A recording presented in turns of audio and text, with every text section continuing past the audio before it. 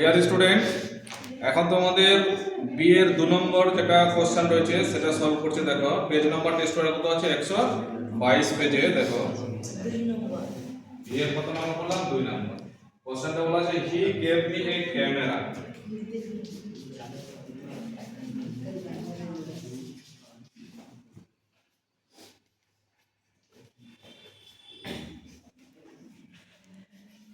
ঠিক আছে, he gave me a camera on my birthday.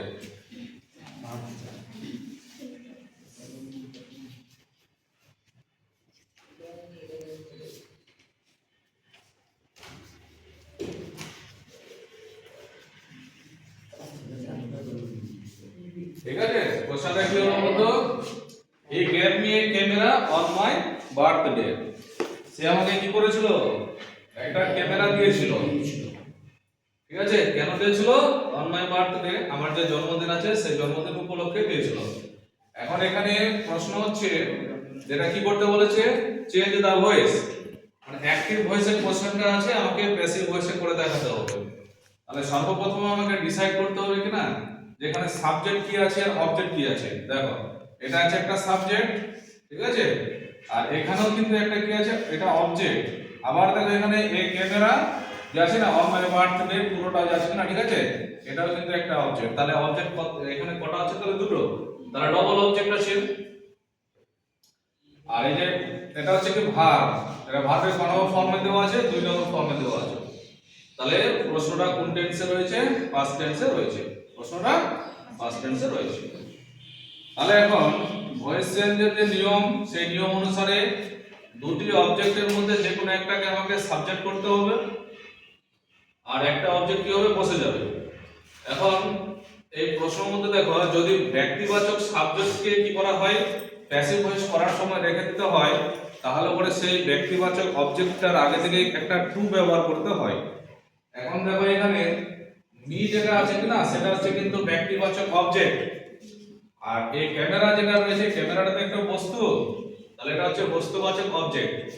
তাহলে এর উত্তর কটা করা যাবে? দুটো করা যাবে। দেখো, প্রথমে আমি এই ক্যামেরা যে আছে কিনা, যেটা বস্তুবাচক অবজেক্ট আছে, সেটাকে সাবজেক্ট ধরে অ্যানসারটাকে করছি। তাহলে দেখো কি লিখলাম, এ ক্যামেরা, এ ক্যামেরা, ঠিক আছে। এবার দেখো এটা কি আছে? পাস্ট টেন্স আছে, এখানে কি করব? এটাকে সাবজেক্টে করলাম, এখানে অক্সিলারি ভার্ব বসাবো টেন্স অনুসারে। তাহলে কি হলো? এক বছরের জন্য বসে দিলাম কি ওয়াচ, যেহেতু এটা পাস্ট টেন্স আছে। তাহলে এ ক্যামেরা ওয়াচ, গেভের কি পাস্ট পার্টিসিপল ফর্ম, 3 নম্বর ফর্ম কি হবে? গিভেন।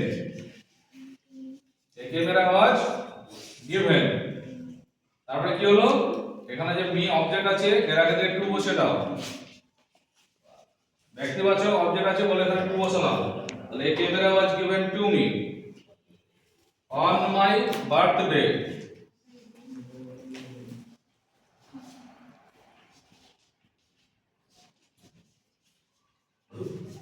বার্থডে এটাকে শেষে বসালেও হবে।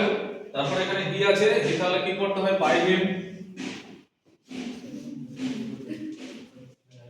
তাহলে অ্যানসার কি হলো? একটা a camera was given to me on my birthday by him, বা অন্যভাবে করা যাবে a camera was given to me by him on my birthday. দুভাবে অ্যানসার করা যাবে। এবার নেক্সট দেখো, আমি অর লিখলাম। এই যে এখানে অবজেক্ট আছে কিনা, মিটা অবজেক্ট আছে না, এবার এটাকে আমি কি করব? সাবজেক্ট ধরে করব, ঠিক আছে। তাহলে মি যদি অবজেক্ট থাকে, তাহলে সাবজেক্ট কি হয়? আই। সাবজেক্ট কি হয়? আই। এবার সাবজেক্টের পরে অক্সিলারি ভার্ব বসিয়ে দেবো, যেরকম এখানে কি বসালাম? ওয়াজ। তাহলে আই ওয়াজ, আই ওয়াজ। এবারে দেখো গেভ এর 3 নম্বর ফর্ম আবার বসাতে হবে, আই ওয়াজ। তাহলে given, I was given a camera,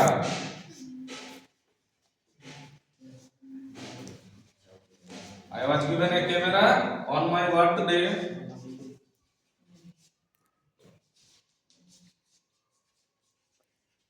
On my birthday.